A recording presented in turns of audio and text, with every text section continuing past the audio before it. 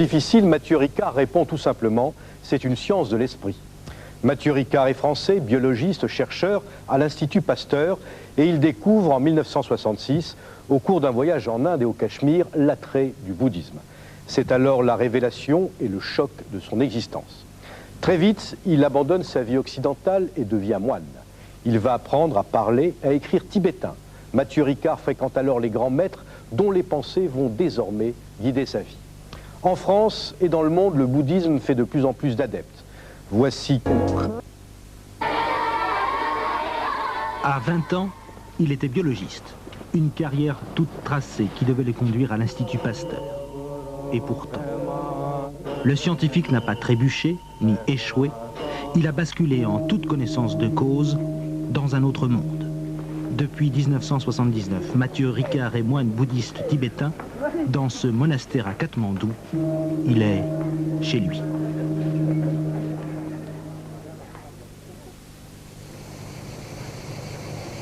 La Dordogne, à 12 000 km du berceau du bouddhisme, est l'une des terres d'adoption pour ces moines qui ne se cachent pas lorsqu'ils s'implantent quelque part. Ce coin de Périgord, légué par un riche marchand d'armes britannique, converti au bouddhisme, permet à Mathieu, qui voyage beaucoup, de se ressourcer dans son élément, sans trop de dépaysement. C'est là, dans cet univers propice à la méditation, que Mathieu Ricard a pris goût, tout doucement, à la vie contemplative. Plus explorateur que bouddhiste, dans les années 60, Mathieu s'est d'abord offert quelques allers-retours Paris-Katmandou.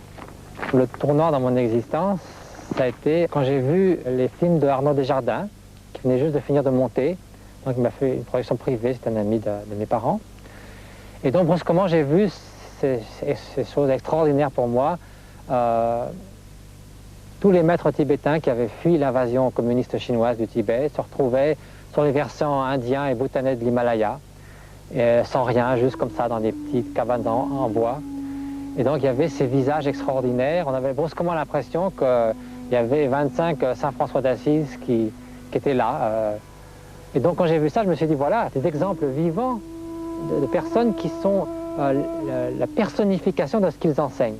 C'est-à-dire, pour autant qu'on puisse atteindre la perfection sur le plan humain, je ne pense pas qu'on puisse trouver mieux. C'était l'impression que j'avais, sans savoir trop pourquoi.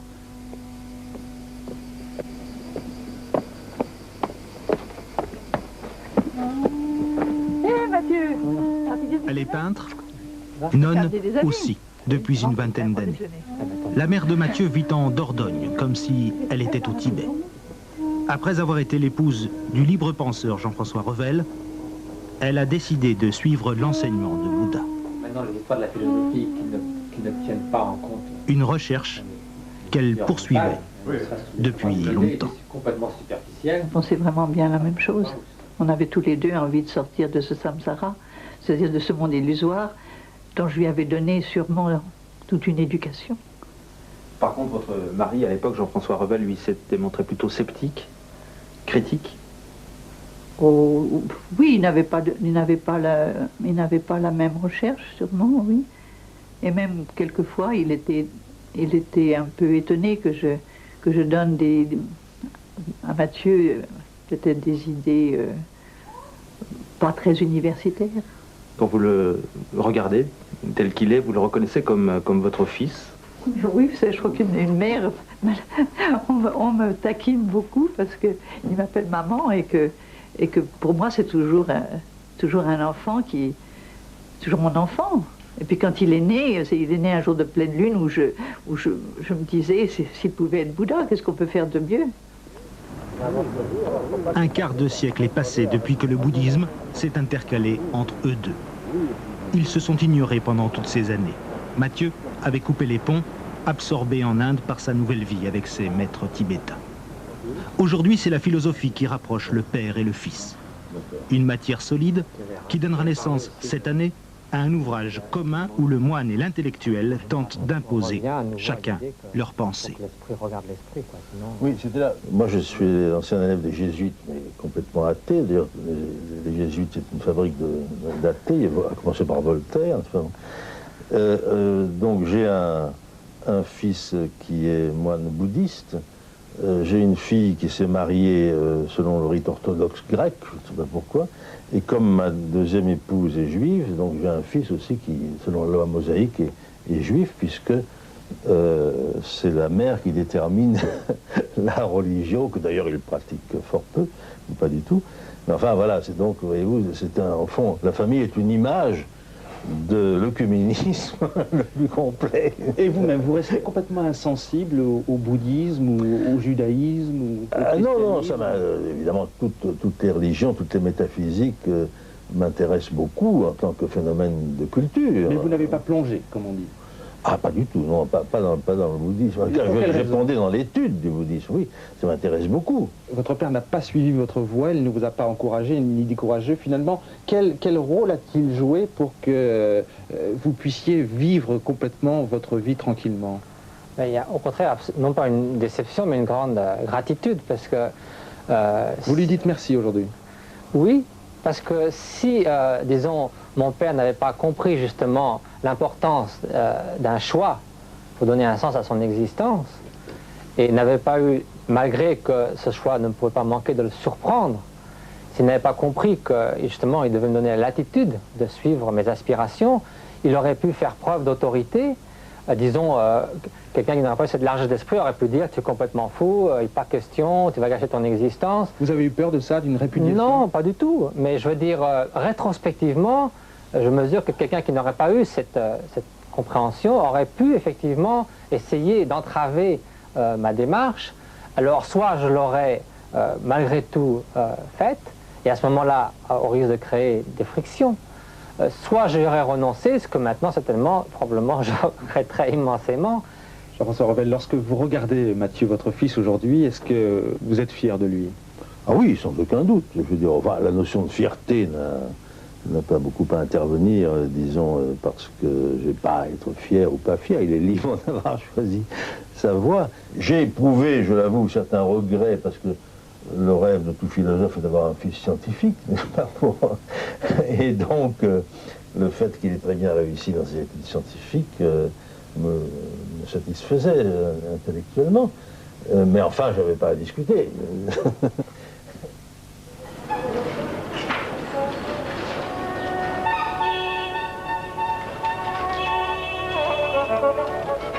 Katmandou a bien changé depuis 1968.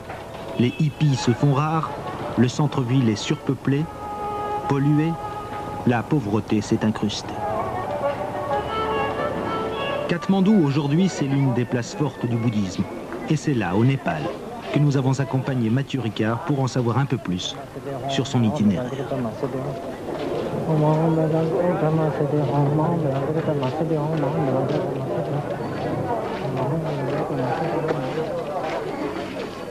On est à milieu ici de votre éducation européenne à l'occidentale.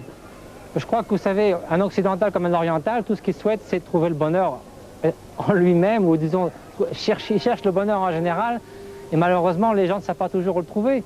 Moi, je pense très souvent à des gens de mon âge, quand j'avais 20 ans, je quittais l'université, en me disant, ils cherchent un sens dans l'existence. J'entends des jeunes qui se suicident à 20 ans. Simplement pourquoi?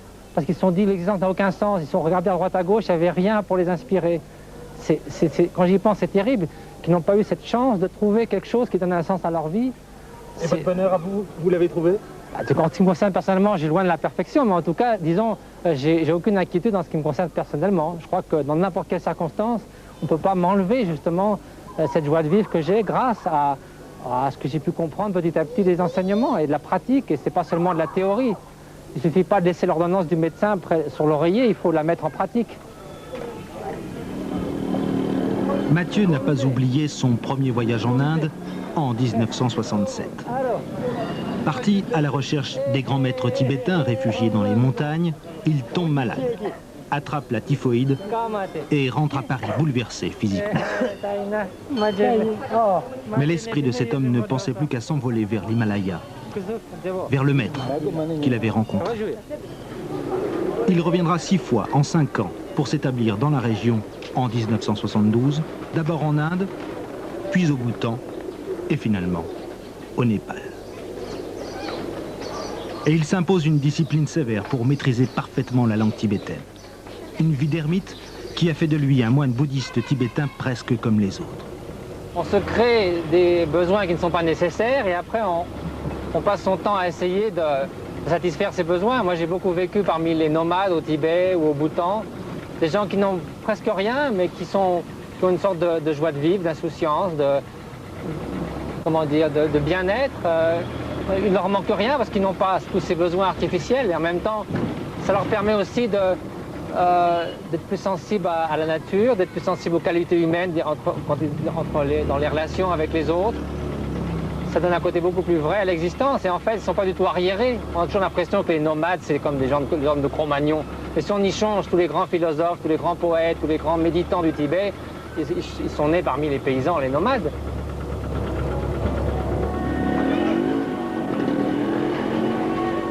Pour s'insérer dans cette communauté tibétaine qui compte dans ses rangs très peu d'étrangers, Mathieu a modifié son architecture intellectuelle pour découvrir sa vraie nature. Passer les obstacles de la langue tibétaine reste la philosophie bouddhiste, très riche, très complexe.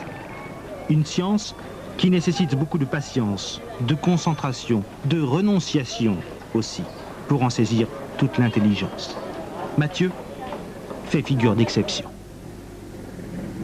La ville qu'il fuit d'ordinaire lui offre aujourd'hui un avantage certain, car il n'y a qu'ici qu'il peut trouver ce papier, fait main, au Népal. Très résistant, garanti 300-400 ans. Au monastère, Mathieu est responsable de la publication des livres et de la bibliothèque. Il gère un petit budget et n'a pas hésité à marchander. On compte pas moins de 30 monastères tibétains à Katmandou. Ils vivent tous au même diapason, mais ils ont chacun leur jardin secret. Mathieu est à l'origine d'une impressionnante collection de livres anciens qu'il s'est juré de préserver et d'éditer pour les Tibétains et pour les étrangers. Notre cher ami Mao Tse-tung, durant ce qu'on appelle la révolution culturelle, a fait détruire plus de 6000 monastères au Tibet. Tous les livres ont été brûlés. Et donc, nous avons entré sur ordinateur des textes très rares afin de les diffuser non seulement en Inde et en Népal dans les monastères tibétains, mais au Tibet pour les monastères dans lesquels les bibliothèques sont complètement vides. Vous avez la haine des Chinois? Pas du tout. Le Dalai Lama parle souvent de ses frères et sœurs chinois. Et il y a un exemple qu'on donne toujours. Si quelqu'un vient vous frapper avec un bâton, vous n'allez pas vous mettre en colère contre le bâton, ça serait stupide. Vous n'allez pas vous mettre en colère contre celui qui est sous l'emprise de la haine. C'est une pauvre victime de ses émotions, c'est un malade en quelque sorte. Donc à part l'émotion négative, la haine elle-même, c'est le seul véritable ennemi. Des centaines d'exemplaires que les Tibétains s'arrachent, moyennant 15 francs pièce. L'un des gros succès du moment, c'est l'œuvre complète de Dilgo Khyentse Rinpoche, 25 volumes de 600 pages. Khyentse Rinpoche, l'ancien maître de Mathieu, mort en 91, dont ils écrasent encore aujourd'hui les reliques, les ossements, qui seront ensuite placés sous forme de pilules à l'intérieur des nombreux Bouddhas en or qu'ils façonnent à longueur d'année. Le maître est à la base de l'instruction. Rabjam Rinpoche, l'abbé du monastère, le petit-fils de Khyentse Rinpoche, n'a pas encore 30 ans. Mais sa culture est largement suffisante pour qu'il puisse enseigner les yeux fermés. Rabjam et Mathieu sont comme deux frères. Je lui pose souvent des questions sur les religions occidentales. Nous échangeons nos connaissances. Nous étudions ensemble. Mathieu peut devenir un grand maître s'il le veut. Il peut enseigner, mais je pense qu'il préfère pour l'instant continuer dans la traduction et la publication des livres. Vous considérez Mathieu comme un Tibétain? Oui, il s'est transformé en Tibétain, oui. Avec l'enseignement qu'il a reçu, on peut dire qu'il en sait plus, beaucoup plus que la majorité des Tibétains. Mathieu a aiguisé son esprit au fil du temps. Mais il se plie non sans crainte à l'exercice le plus difficile de la journée. De la philosophie, comme les disciples de Socrate et Platon pouvaient la pratiquer dans la Grèce antique.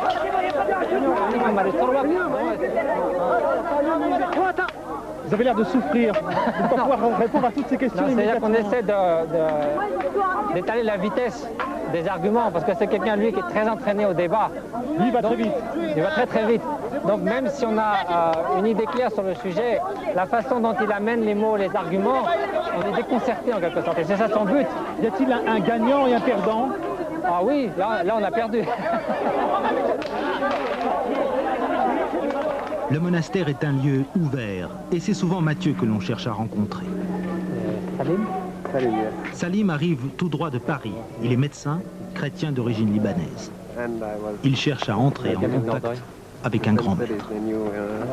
Le déclic, moi, c'était surtout dans le rayonnement que mon grand-père avait eu dans ces derniers jours. Et je me suis dit, en cherchant beaucoup plus loin, quelqu'un qui s'est complètement accompli et pas par... qui s'est complètement accompli vers la fin de sa vie, c'est ça que je veux rencontrer en fait. Quand je suis parti en 1967 et que j'avais 20 ans, c'était à peu près la même chose. Je voulais pas tellement entendre parler des enseignements du bouddhisme, mais ce que je voulais, c'était voir des êtres qui étaient l'exemple vivant du bouddhisme. C'est-à-dire un Saint François d'Assise maintenant. Je me désespérais de rencontrer au monde quelqu'un comme ça. Et dont j'ai eu la chance incroyable de venir à Darjeeling en 1967, où il y avait encore une dizaine de ces très grands maîtres. Et c'était vraiment ça, l'essentiel. Il n'y a pas besoin de mots, si vous voulez être quelques instants, et fort heureusement, je suis resté plus que quelques instants en présence de ces maîtres. C'est indescriptible, mais c'est merveilleux. Mathieu lui a montré le chemin, à Salim de le parcourir.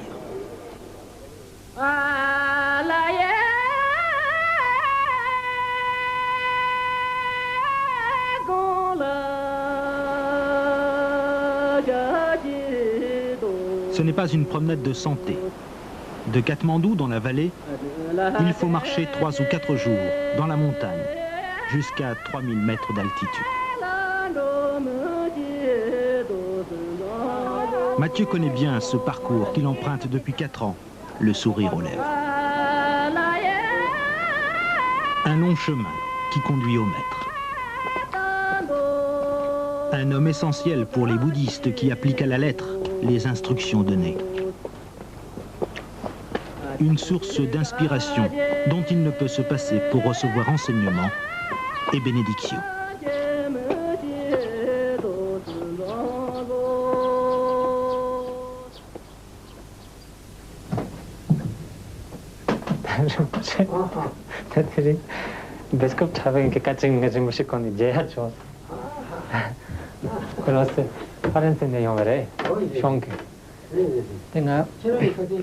Ils sont restés 9 mois sans se voir.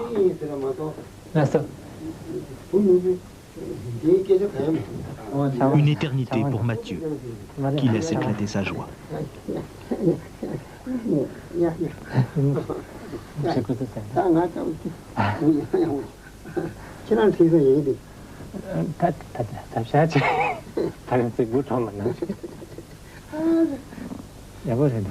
C'est l'amour à l'état pur, la connaissance, c'est quelqu'un, si vous voulez, on peut complètement ouvrir son cœur, on sait qu'il ne va être versé que de la bonté, de l'amour et du réconfort, de l'inspiration.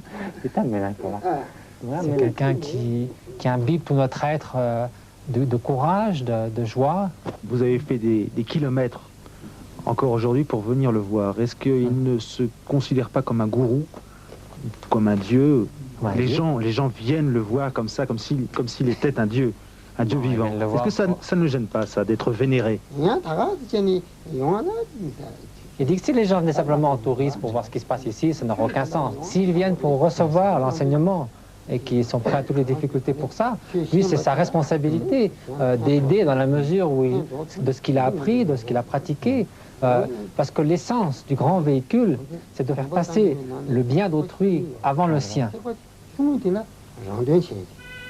Comme d'autres grands maîtres, Trulchik Rinpoche a parfois dans sa méditation des visions ou des rêves prémonitoires.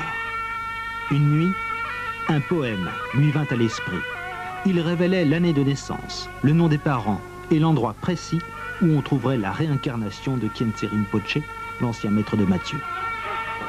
Le Dalai Lama a confirmé ce choix. Avec cet enfant de 3 ans, qu'il chérit par-dessus tout, Mathieu revoit son guide comme s'il était vivant. Khyentse Rinpoche, le modèle même du maître spirituel. Il enseignait, il confortait, il inspirait ses nombreux disciples. Mathieu était son intendant son serviteur. Essentiellement, un maître, c'est un guide. Celui qui a parcouru un chemin jusqu'au bout et qui, en quelque sorte, vous lit ses carnets de notes. Il vous montre comment vous-même atteindre ce chemin.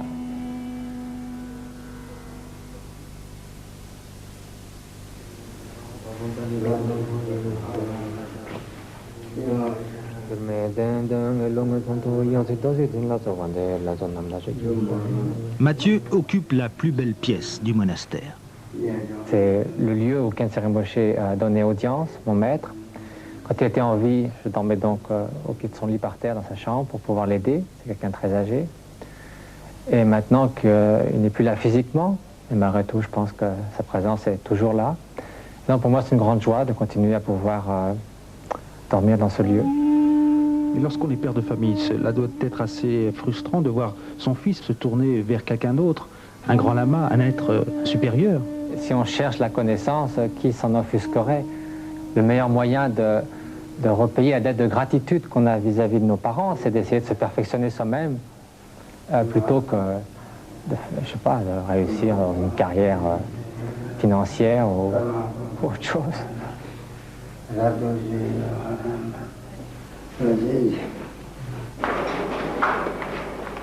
Accueilli à bras ouverts dans ce monastère qu'il a vu construire, Mathieu côtoie cependant des enfants qui se méfient de lui. L'étranger, qui vient d'une autre planète.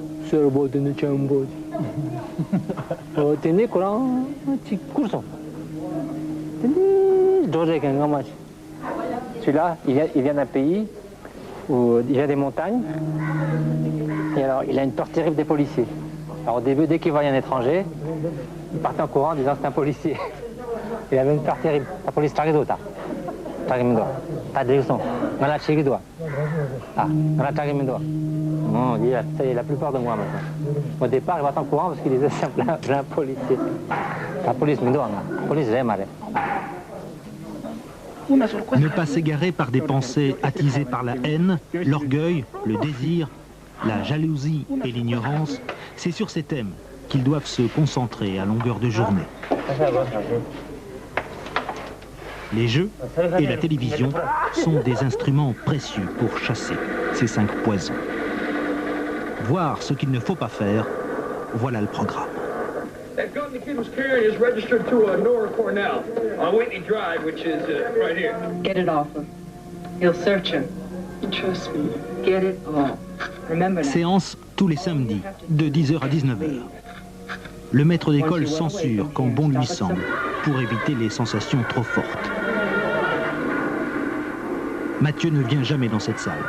Il a déjà tiré les enseignements des feuilletons à la télévision qu'il regardait il y a 20 ans.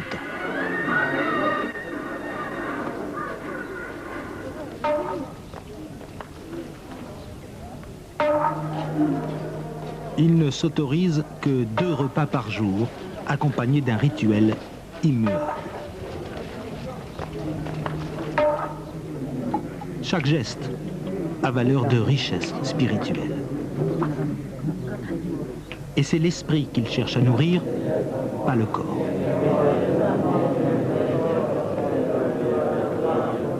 Thé au beurre, riz, légumes. Le menu n'a aucune importance. D'ailleurs, il ne change jamais. Dans une vie spirituelle, il n'y a pas d'acte banal. Quand on mange, on fait offrande au Bouddha, on pense qu'ils sont dans notre gorge et qu'on lui offre la nourriture que l'on fait. On pense que l'on mange afin de maintenir ce corps en vie pour pouvoir continuer à progresser, pas simplement pour des plaisirs gastronomiques.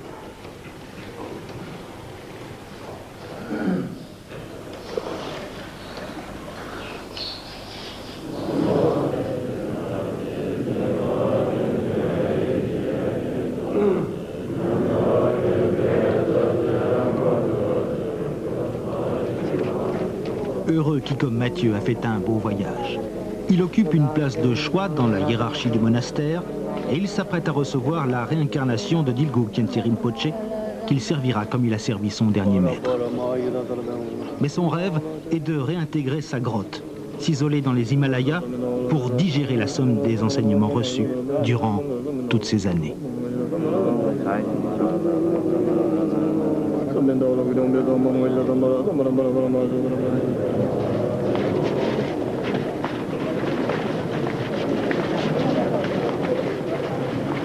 Il doit bien y avoir des choses qui vous manquent dans la vie. Oui. Une femme? Ça, je m'attendais à celle-là. Hein. On dit que plus on boit de l'eau salée, plus on a soif. Donc, si on sait se contenter de ce qu'on a, on dit qu'on a un trésor dans le creux de la main. Donc, en fait, les passions, le moins on en use, le moins on en a soif. C'est normal. Un enfant? Tous les enfants du monde, je peux les considérer comme mes enfants. Mais avoir son propre enfant, c'est différent? Je crois que c'est simplement polariser l'amour et l'affection qu'on peut avoir pour les enfants et les êtres en général. Sur un être en particulier, on mêle tellement de sentiments égocentristes. Si on est capable de vraiment donner le même amour à tout enfant qui est devant vous, pourquoi vouloir se limiter cette affection à un enfant en particulier? Un compte en banque? Un compte en banque, j'en ai un, mais il n'est pas gros, mais enfin. Un costume cravate? Alors là, qu'est-ce que j'en ferais? Une nouvelle paire de chaussures? Oui, ça arrive de temps en temps, une fois tous les 2-3 ans. Je viens d'en recevoir une, un peu trop petite, mais sympa. Non, il y a une chose qui me manque, je ne vais pas demander, c'est d'atteindre la perfection. Ça encore, j'ai beaucoup à faire.